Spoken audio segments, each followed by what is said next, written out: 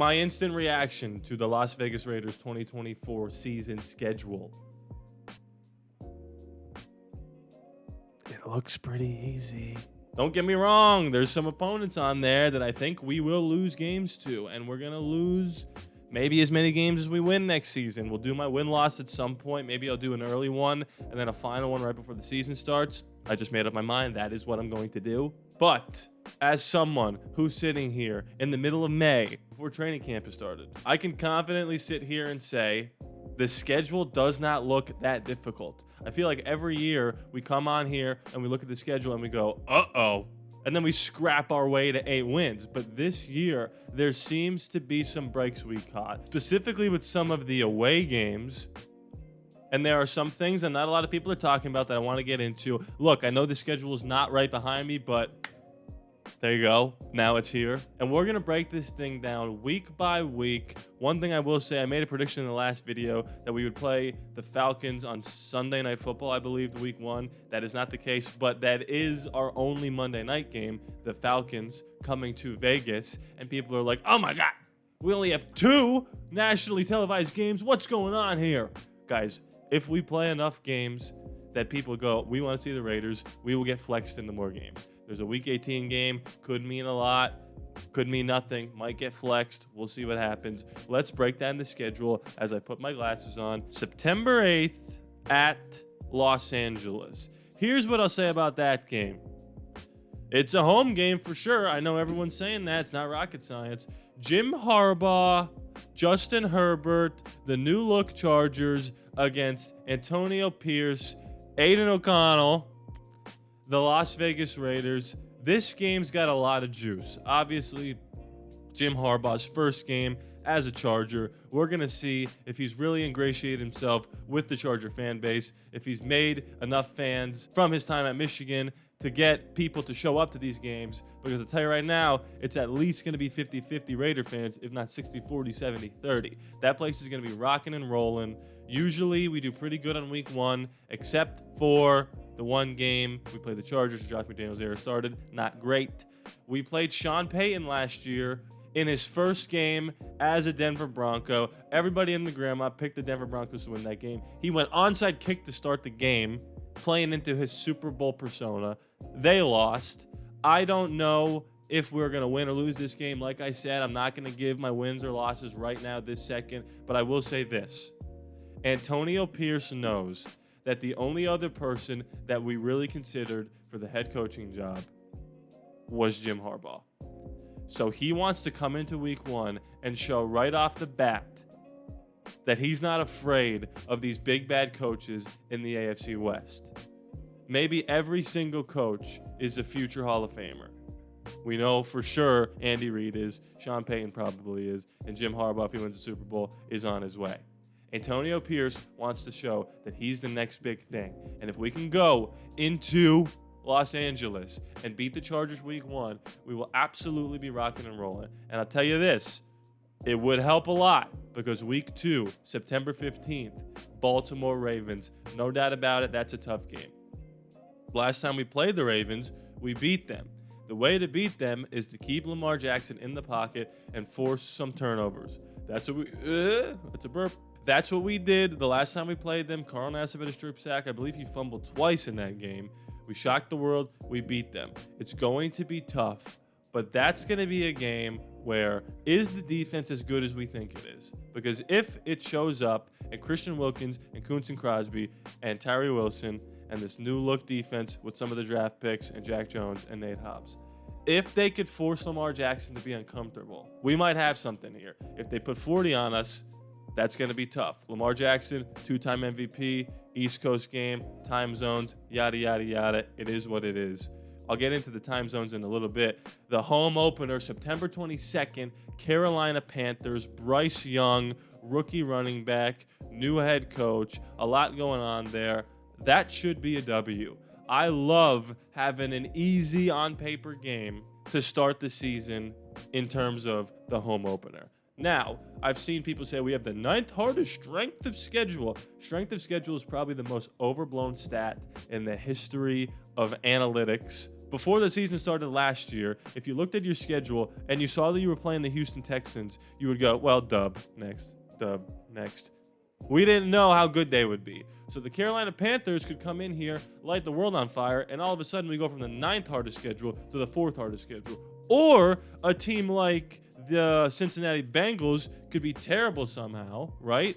And we have the 15th hardest strength of schedule. So I'm not going to spend too much time on that. Again, not predicting a win or a loss here, but then we go to Cleveland. No, we don't go to Cleveland. Cleveland comes to us. This is what I want to say. We have 10 games that could have went East or West Coast, and we kind of split the difference here. 5 of them we travel to the East Coast, 5 of them are home. I don't know if they plan on doing the split that way on purpose, but I feel like a lot of the times we are kind of screwed with the East Coast time zone thing, and one of the East Coast games is Miami off a bye, so we might go to Florida a couple days early, get our body clock ready for those East Coast games. I think the East Coast thing is a little overblown anyway. Cleveland Browns, week 4, could be 2-2 here, could be 3-1, could be 1-2. Either way, I'll tell you this. I think Deshaun Watson, straight up, is a piece of shit.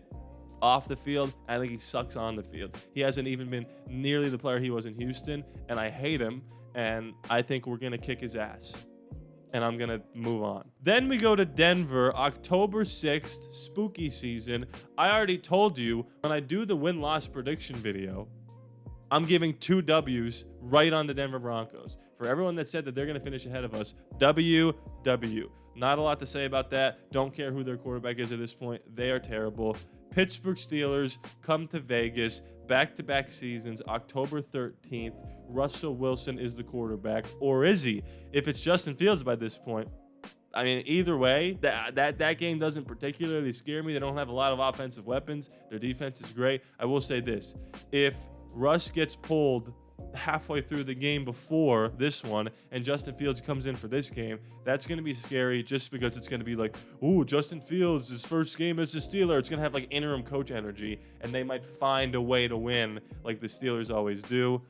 At Los Angeles, October 20th is another interesting game. I don't know what to make of that because they were sneaky really good last year, almost beat the Lions in a playoff game. That's going to be a tough one. That could go either way. And then this is where it gets quote-unquote tough, but it's only 3 tough games before the bye, right? You go Rams, Chiefs, Bengals, 2 away, 1 at home. The Chiefs game right before Halloween, October 27th. That's a game we could win. You know, we played the Chiefs well under Antonio Pierce. I know it's only been 2 games, but even under Josh McDaniels, we kind of scrapped our way with them a couple times. Wait, the first time we were close. What was the second game? Oh my God, Jarrett Stidham played. Forget that game. The first time we played him with Josh McDaniels, even, that was a pretty close game. I don't know how well we're going to do in this little stretch here, but if we can go 1-2 in these games, if we could beat maybe the Chiefs, lose to the Rams and Bengals, kind of just survive the night here, I think that could be huge. We go on our bye, we get healthy for the Miami Dolphins, a team that we almost beat last year when we weren't able to really move the football that well.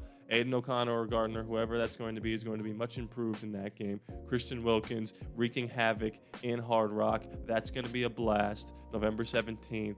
It's not going to be cold because it's in Miami. Denver next. At Kansas City. Black Friday, not Red Friday. Not Taylor Swift Friday, right? Oh, red. That's interesting. Black Friday. Silver and Black Friday. Go buy your flat screens. Go buy your toasters, right? Go buy your PS5s or Xbox. What is the new Xbox? And get ready for an absolute battle. It's going to be a gutty little performance out of the Raiders. We'll see what happens there. Then we go December 8th, 2 days after the birthday. Baker Mayfield and the Tampa Bay Bucks. This is the stretch here that I think could really benefit us down the line here. Because maybe we're hovering around 500 at this point, and then we go basically Bucks, Falcons, Jags, Saints, Chargers. I think we could be favored in at least 4 of those 5 games. The Bucks don't scare me. The Falcons are interesting. We'll see how it works for Kirk Cousins. We'll see if Penix is making an appearance. Then we got Jacksonville and New Orleans, 2 teams that aren't terrible, but I think our defense will be the best defense in every single one of these games, right? Derek Carr, will he be playing Week 17, or will it be the Rattler? Either way, interested to see how that goes. That'll be December 29th. And then to start the new year, 2025, can't believe that it's going to be 2025. That's depressing. We go back home to Vegas to play the Chargers. Look, I've said it 100 times in this video, and I'm going to say it again. I don't want to say what I think our record is going to be. It's a pretty knee-jerk reaction to do that. I might do it in a week or two and then do it before the season starts. But looking at this right now, if I just browse through, I can go, there could be double-digit wins here. It all depends on how much improved the defense is and how consistent the offense can be. Because if Christian Wilkins is the difference maker, look, I love him. From everything I've seen, I absolutely love the signing. But there are times where we've made big-time free agent signings and it's blown up in our face. I think this is a new regime and that's not going to happen. However, that could be the case. Will these guys like Aiden, like Zamir White, like Malcolm Kuntz and Tyree Wilson, continue to improve and take the next steps? If that's the case, I could see 10, 11, 12 wins. If that's not the case, it could be another 7, 8, 9 game season. That's kind of where I'm at. We've got a floor of 7 wins. We've got a ceiling of 12 wins. Everything in between. Comment below. Let me know your thoughts. Let's look at the preseason. Ooh, Vikings, JJ McCarthy. Cowboys couldn't care less. 49ers. The preseason is going to be so fun to watch because we got young guys coming in to make plays. We got the quarterback competition. I'm interested to see how they handle the first team reps with Aiden, with Gardner in the preseason. There's going to be live scrimmages. We also love those, right? We'll probably play the Rams or something like that. Comment below your win-loss prediction if you like. What do you think of the schedule? I think on paper it's easy. But on paper means absolutely nothing until the games start. Some of these teams could be much improved, like the Steelers, or some of these teams could fall off the cliff, like the Falcons or the Bucks. We'll see. Only time will tell. Here's what I would like you to do. Check out the Patreon if you have time. Patreon.com/ALLaBorde Raiders. It's literally $1 to join the Discord, where we talk about the schedule and trades and the draft and free agency and the upcoming season whenever you want. It's a party in there. It's an absolute blast. You can get ad-free content, exclusive content, your name at the end of the credits, all these things if you check out the Patreon and sign up. If you're thinking, I'd love to, but I don't have the means, that's okay. You're doing so much by just watching the video. Leave a like, leave a comment, and please be sure to subscribe. It is free after all, no charge to you. I love you guys, and I'll see you next time.